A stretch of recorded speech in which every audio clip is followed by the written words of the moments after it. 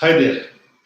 Now it has been 1 year of Ukraine-Russia war, and most of us thought that it will be a quick operation, and there was huge possibility that either there will be a regime change there in Kyiv or the Kyiv itself will fall because we were all occupied with the memories of Afghanistan and what happened there. But there was a great deal of resistance from the Ukrainian side. Plus, there was a great deal of understanding between the Western camp that they need to do more for Ukraine in terms of diplomacy, in terms of sanctions against Russia, in terms of monetary support, in terms of arms and ammunition support. So the war is dragging on. I'm not saying that there is a stalemate.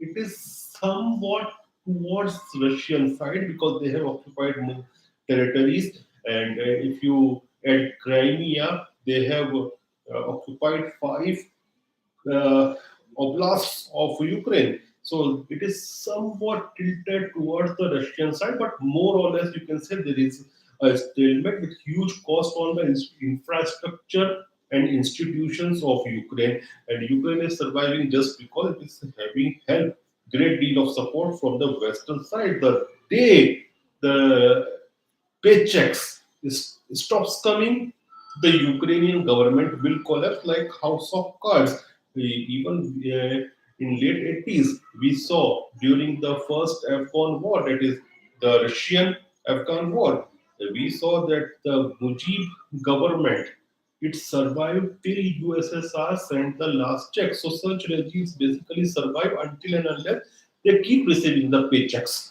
And once these paychecks stop, the governments collapse. So, what the future looks like, if you ask me, I think Russia will work on its best, its level best to convert Ukraine either into a neutral state or a dysfunctional rogue state. There's a huge possibility that Ukraine won't be converting itself into a neutral state, but yes, it may convert into a dysfunctional rogue state and even a dysfunctional society because you see that a big chunk of their productive population has already left the country.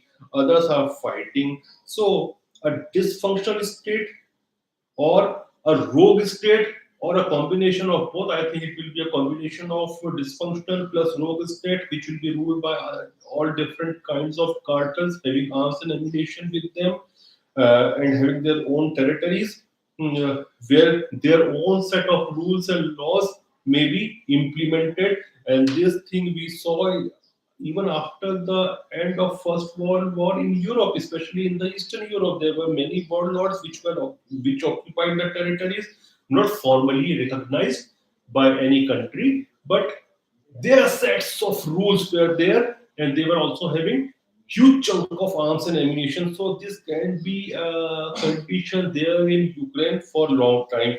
Plus a dysfunctional state and dysfunctional society, and a dysfunctional state up to the level that it may also become useless for the use of NATO as well as the European Union.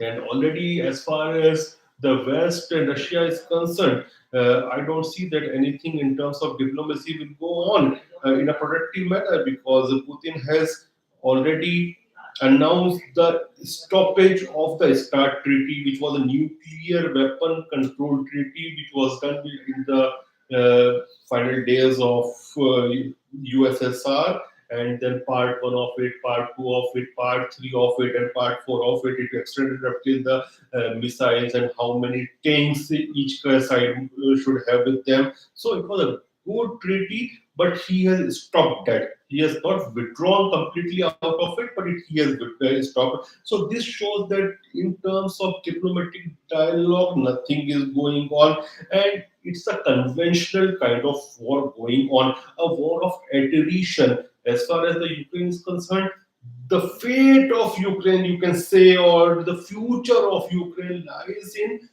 how much the help it will receive from its Western allies in terms of arms and ammunition. As far as the Russians are concerned, definitely they have got their own arms and ammunition defense manufacturing complex. So their future lies upon the capacity and capabilities of the defense manufacturing complex, how much they can go for a war of attrition in the conventional war. And already we are seeing that the tanks are being given, more javelins have been promised, more ammunition, smart ammunition has been promised to Ukraine by the Western allies, even money is being promised to Ukrainians. So I think when the climate becomes warmer in Ukraine, that is, the ground will defreeze and it will all be muddy.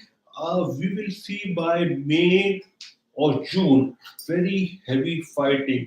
I think there will be hundreds of thousands of conscripts from the Russian side who will be sent to the Ukrainian front.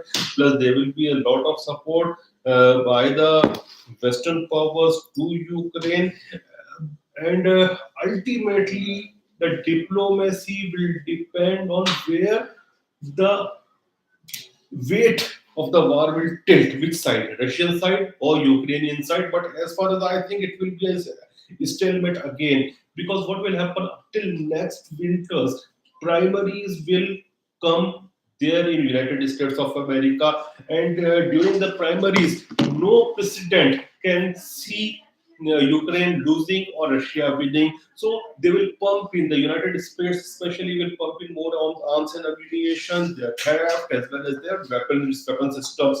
So this war will drag on even up till next year. This is what I am analyzing. Already we are seeing a very divided world. We saw in UNGA when it was the voting time. Those who previously voted for Russia, they voted for Russia. Those countries who previously abstained, they again once again they abstained. And those who voted against Russia, they voted against Russia. So there is a very fractured kind of world and a new kind of situation emerging. Already the world has changed a lot since this war began. We saw a new kind of revival and bonhomie between the Western powers, especially in the NATO. NATO was crumbling under Donald Trump, but under Joe Biden, it has once again started showing that it's life, that it is still lively and it's growing. So we saw new life in NATO, a new kind of life in the European Union. We also saw the coming of extreme right in European countries, especially we saw what happened in Italy the first time after the fascist regime. The closest to fascist regime some regime has come, it is right now there. So we saw a emergence of right there in the European world, in the European Union especially.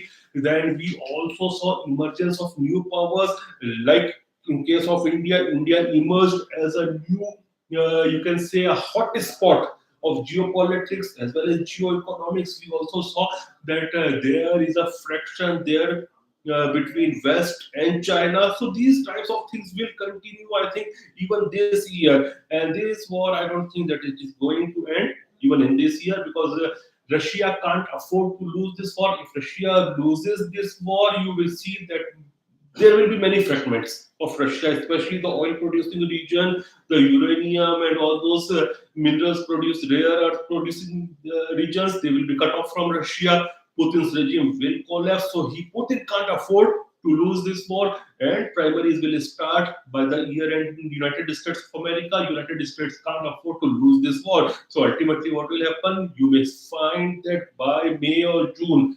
Ukraine will become into a human meat grinder. Thank you.